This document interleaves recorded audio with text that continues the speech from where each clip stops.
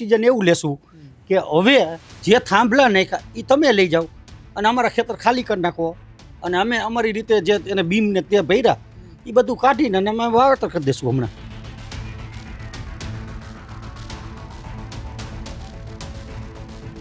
બાપ દાદાની મિલકતમાં તમે જોયું જ છે નાગાઈ કેવી, તો હવે અમારે નાગાઈ ઉપર ઉતરવાનું છે. ક્યાંય કંપનીના બાપના ખેતરે, ક્યાં કોઈના સરકારના ખેતરે અમે ચેલેન્જ મારીને કહી અમે પૂર્વથી હારી ખાપને આવી રે, અમે આ પન્નિયા નથી, આ હોટલ ખાપને જ આવી રે અને અમે કરી લેશું. હવે મારો મગજ બાવા મગજ છે એટલે મને કોઈ કહેવાનું નથી, યમરાજી નથી, મારો ભાઈ નથી, કોઈ નથી. મંત્રીનો ભાઈ વિરોધ કરતો હોય તો કાંતિભાઈ માટે તો નીચા જોવાનું થાય. આમાં એવું ન હોય, હું મંત્રીનો ભાઈ હું એટલે શું કહે મારે ખેતી પતાવી દેવાની?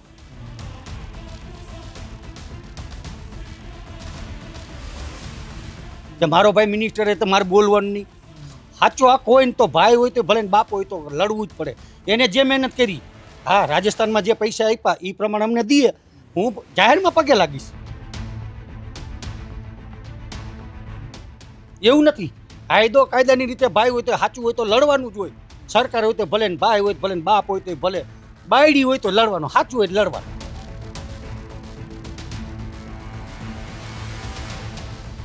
એટલે હવે તમે અધિકારી જે મારી અહીંયા આવ્યો ને એ તમે હવે રોડ ઉપર ઊભા રહેજો, નકર હું જનતા રેડ કરીશ. અને વિડીયા મારામાં હે, કાલથી તમે નવલખી રોડે રહેજો, કોલસો એમને માલે ઓવરલેડ હાલે હે અને નંબર નથી આલ્યો, હું તમને દેખાડું.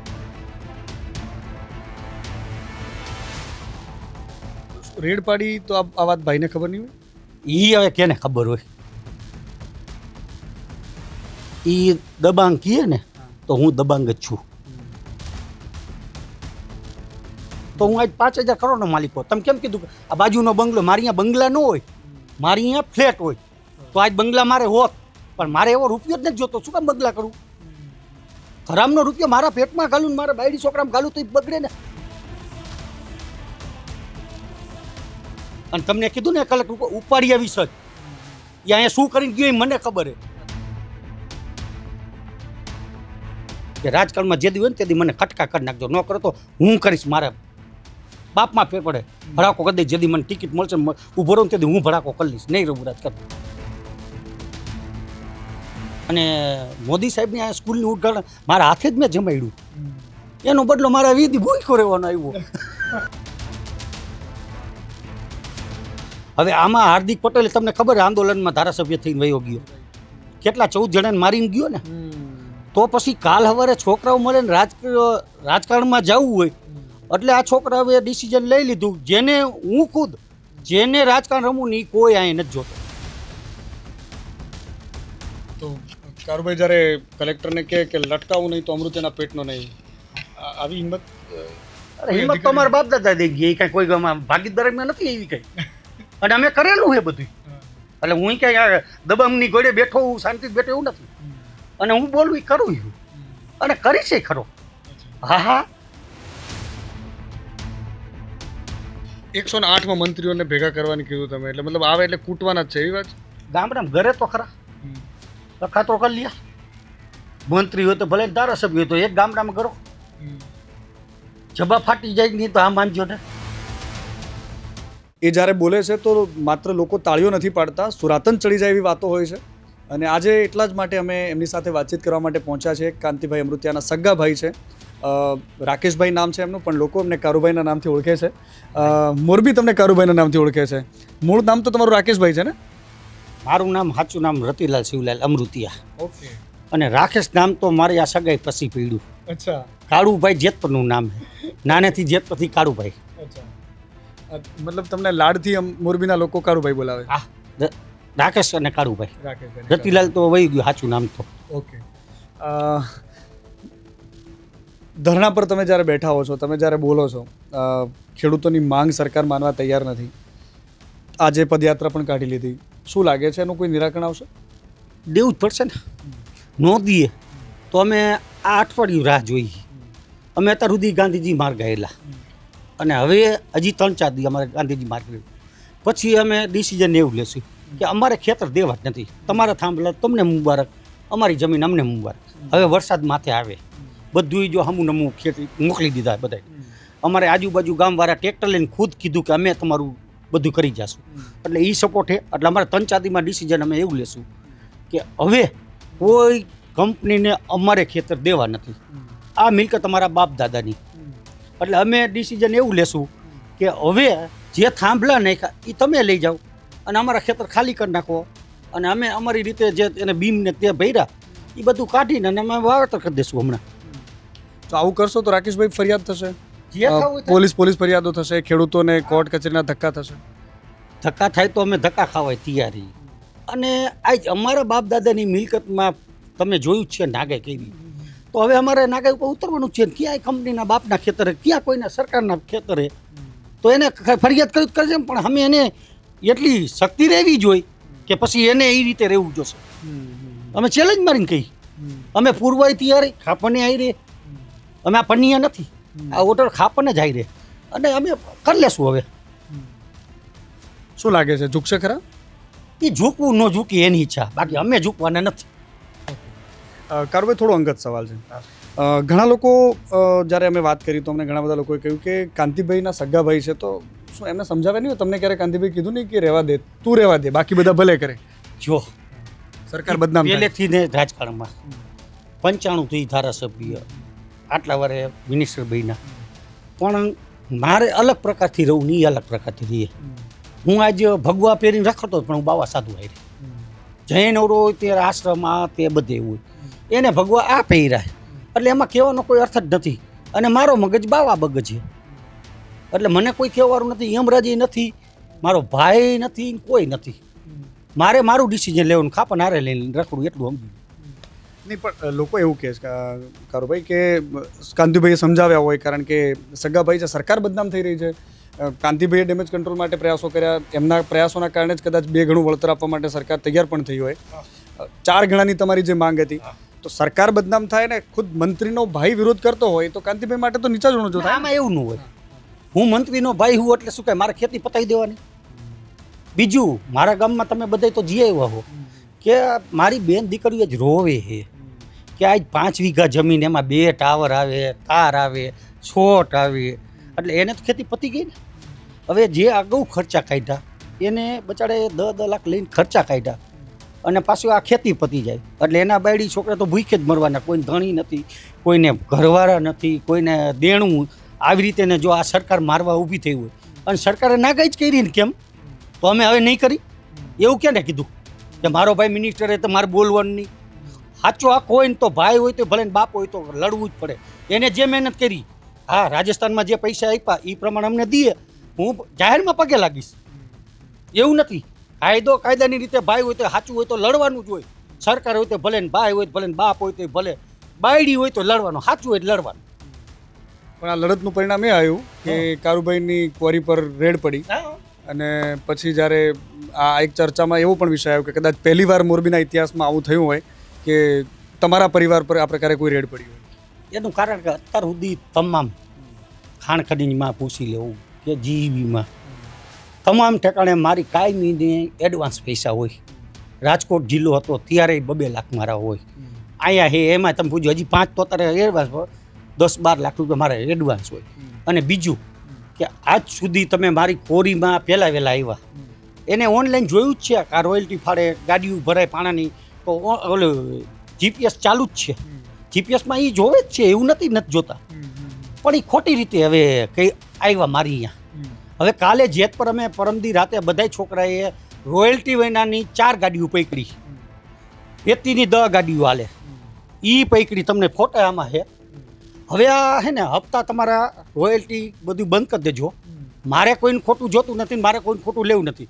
એટલે હવે તમે અધિકારી જે મારી અહીંયા આવ્યો ને એ તમે હવે રોડ ઉપર ઊભા રહેજો. નકર હું જનતા રેડ કરીશ. અને વિડીયા મારામાં હે, કાલથી તમે 9 લખી રોડે રહેજો. કોલસો એમને માલે, ઓવરલેડ હાલે છે અને નંબર નથી આલ્યો. હું તમને દેખાડું, તમે જોઈ લ્યો. હું તમને નંબરે આમાં તમે વિચાર કરો, નંબર વૈનાની ગાડીઓ અને 3-4 જણાને અમારા ગામને માર નાખ્યા, બધું પતાવ્યું છે. અને હવે આ બધાને આલ્યો, તમે જોઈ લો. હાલો, નંબર પ્લેટ નથી.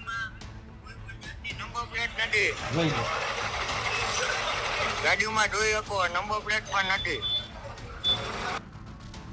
પછી બીજું કરો 4-5 ગાડીઓ મેં પકડી મારા ગામેથી જ ચાલે રાતે. કેમ નો નીકળી આ બધામાં જે તમારે જીપીએસ નું ટ્રેકિંગ આપો મને આ તમામ વિડીયો અમે અમારા દર્શકોને બતાવીશું. એ દિવસે મંચ પરથી એવું બોલ્યા કે જે કલેક્ટરે આ પ્રકારે કર્યું છે એને લટકાવો હોય ને જો ન લટકાવો તો અમૃતિયાના પેટનો નહીં. અને બીજા જ દિવસે તમારે ત્યાં રેડ પડી. હા રેડ તો હજી પડવાની જ છે. હજી મને નહીં ખબર પડે હજી પણ આવે ને રાજી ખુશી હું દેખાડીશ. જેમ લોકો ઘરે ઘરે કૂતરો તમે પાડો એટલે ઓલે ચોરી કરવા આવે ને કેમ પાડ્યું તો ચોર દેખાડ હું દેખાડીશ. હાલો મારી ઘરે તમ તારે આ પડ્યું આ વસ્તુ પડી આ પડી તમ તારે બધું દેખાડીશ. રેડ પાડી તો આ વાત ભાઈને ખબર નહીં હોય. એ હવે કેને ખબર હોય. સરકાર તો હે રેડ હું ગમે પાડે ખાપણ લઈને નીકળું હું એમાં કોઈ જાતની ઓલી નથી. મેં એવું સાંભળ્યું કે કાંતિભાઈ બાહુબલી નેતા ગણાય છે મોરબીના. એમની સામે કોઈની તાકાત અધિકારીઓને નથી થતી કારણ કે વર્તમાન માત્ર ધારાસભ્ય હતા ત્યારે પણ કલેક્ટરને ધમકાવી શકે એવી એમને તાકાત હતી. તો આજે પણ છે. પ્રશ્ન એ છે કે શું આજે તો મંત્રી છે કાંતિભાઈ અને કાનાભાઈ જો મંત્રી હોય ને એમના ભાઈ પર રેડ પાડવાની જિલ્લાનું ખાણ ખનીજ વિભાગ હિંમત કેવી રીતે કરી શકે? અત્યાર સુધી કોઈ નથી કરી. એ દબાંગ કહે ને તો હું દબાંગ જ છું પણ હું એવો હું ખોટી રીતે ક્યાં હાલવાવાળું નથી. આજે આવી ગયા જોઈ લીધું એને એમ થાય કે મિનિસ્ટરનો ભાઈ હે આટલું હે આ હે. મારે 2 ધંધા શાંતિથી હાલે ખેતી હે એટલે હું કંઈ કોઈનું ખોટું લેવા રાજી નથી. તો હું આજ 5,000 કરોડનો માલિક હોત. તમે કેમ કીધું કે આ બાજુનો બંગલો મારી અહીંયા બંગલા ન હોય મારી અહીંયા ફ્લેટ હોય તો આજ બંગલા મારે હોત પણ મારે એવો રૂપિયો જ નથી જોતો. શું કામ બંગલા કરું? હરામનો રૂપિયો મારા પેટમાં ઘાલું ને મારા બાયડી છોકરામાં ઘાલું તો એ બગડે ને. અને તમને એમ લાગે કે હું આ ખાલી ખેડૂતો પર હું આ દબાંગગીરી કરું? મારા આગળ માણસો હે માથા દેવાવાળા હે અને તમને કીધું ને કલેક્ટર ઉપાડી આવીશ જ. એ અહીંયા શું કરીને ગયો એ મને ખબર હે. મારા મામા ભેગું મોટા થયા ત્યાં ક્યાંનો ઘા મારવો એ બધી ખબર કોણ શું કરે. આ મારી અહીંયા એ આવ્યા નુકસાની કરવા પણ શું મારી નુકસાની કરી લીધી બધું દેખાડી દીધું હાલે. અને હવે એને કેવી નુકસાની હપ્તા બંધ થયા ને આ તમને વિડીયો દેખાડ્યા એમને માલે હપ્તેથી હાલે હો. આ ખાણ આ જે તમે કહો ને તમારે ખાણું દેખાડું ક્યાં પાણા ગયા કી મેટલ ગઈ કે તમને બધું દેખાડું. અને રેતી અત્યારે રાતે 11 વાગ્યા પછી જેત પર તમે જોઈ આવો એટલે હપ્તાથી રેતીવાળી ગાડી હાલે એક રોયલ્ટી ન હોય. હારી હારી ગાડીઓ ફેરવે બાપાની ગાડીઓ બધા લઈ દઈએ ને એ બધું બંધ થશે ને સરકારને સીધી રોયલ્ટીનો પાવર થાય. હું તો અત્યાર સુધી રોયલ્ટી ભરી જ છે. મારી સરકાર જોઈ લઈએ કેટલી ભરી કેટલું ખાઈ હું એટલી રોયલ્ટી કાઢું. હવે સરકારને કંઈકનો લાભ કરીશું. મને નુકસાની દીધી ને તો હવે સરકારને કંઈકનો લાભ થશે કે આ કરપ્શન બધાને બંધ કરીશું. અને મારા આગળ 5,000 માણા છે ક્યાંય હું એક કરપ્શન નહીં થવા દઉં. એનું લોકો મતલબ ઘણા બધા લોકો સાથે જ્યારે વાત કરી તો કાળુભાઈ એ લોકો એવું પણ કીધું કે કાળુભાઈને પણ લાભ થશે. સરકારને તો લાભ થતો થાય. કાળુભાઈને લાભ એ થશે કે ખેડૂતોના માટે લડ્યા છે ધરણા કર્યા છે ઉપવાસ કર્યા છે ભૂખ્યા રહ્યા છે એનો લાભ એમને પણ થશે. વ્યક્તિગત લાભ થશે કારણ કે હવે 2027માં ચૂંટણી પણ આવે. ચૂંટણી આવે છે હું કોઈ દી રાજકારણમાં રમવાવાળો માણસ નથી. મારે ટિકિટ આપે તો ટિકિટ અત્યારે દે તોય નહીં. હું જિંદગીમાં રાજકારણમાં જાઉં નથી.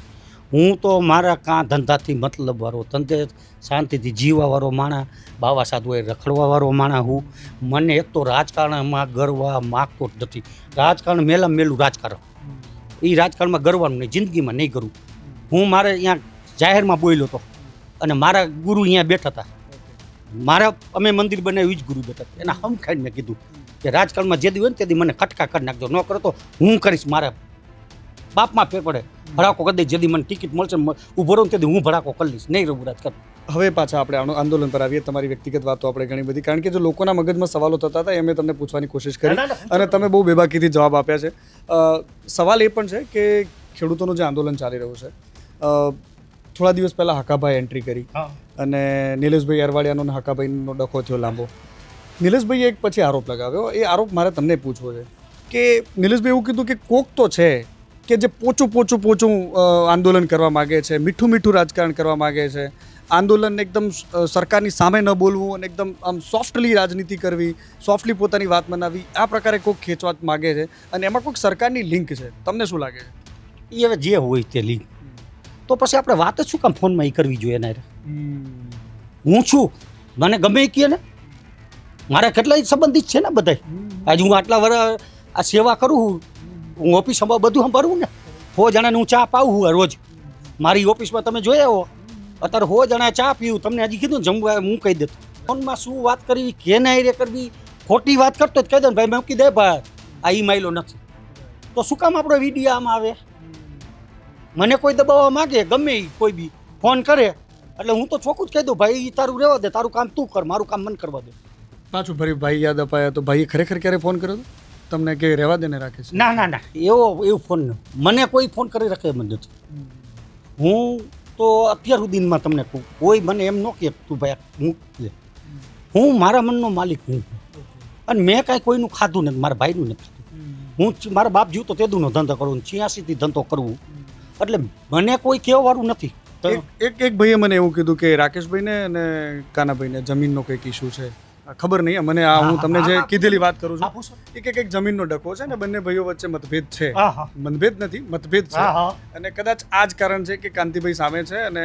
કારુભાઈ સામે છે તો ગામના કોઈ ચર્ચા કરતા હોય તો હું ગામના ઉપવાસમાં બેઠા ત્યારે મારા ભાઈને લઈને હું પહેલાં આવ્યો હતો સર્કિટ હાઉસે મિટિંગ મેં કરાવી હતી જો મને ભાઈ ઓલું હોય અને જમીનનું શું જરૂર એને હું દઉં બાપ દાદાની પેન જોતી હોય તો એમાં લેવાની ક્યાં વાત આવે છે હા હું તો ગામને એટલું દઉં તો મારા બાપ દાદા જમીન જોતી તો હું એને દઈશ એટલે એવું પૈસાનો મોહ નથી તો આ તો કરોડ રૂપિયાનો બને એવું પણ મોહ હોય તો એવું નથી હું અત્યાર સુધી ખેડૂત માટે મારા ભાઈને સાથે લાવ્યો તમારા ગામમાં પૂછી લેવાનું ઉપવાસમાં કોણ લાવ્યું પહેલાં હું લાવ્યો બોમ્બેથી સીધા આવ્યા મેં તમે એક દી આરામ કરો આરામ કરીને સીધા જેત પર આવ્યો મને ફોન આવ્યો તું જેત પર આવ હું અહીંથી સીધો જેત પર ગયો કે કાનાભાઈ ઓલું અને કાનાભાઈ કે મારો ભાઈ વડીલ હે મારો મોટો હે ભલે મેં કમાઈ દીધું એવું નથી અમે બધાય કમાઈ બધાય ભાઈ કમાઈ પણ એ કદાચ આ સરકાર આગળ પતાવીને લાવે તો પેલો હું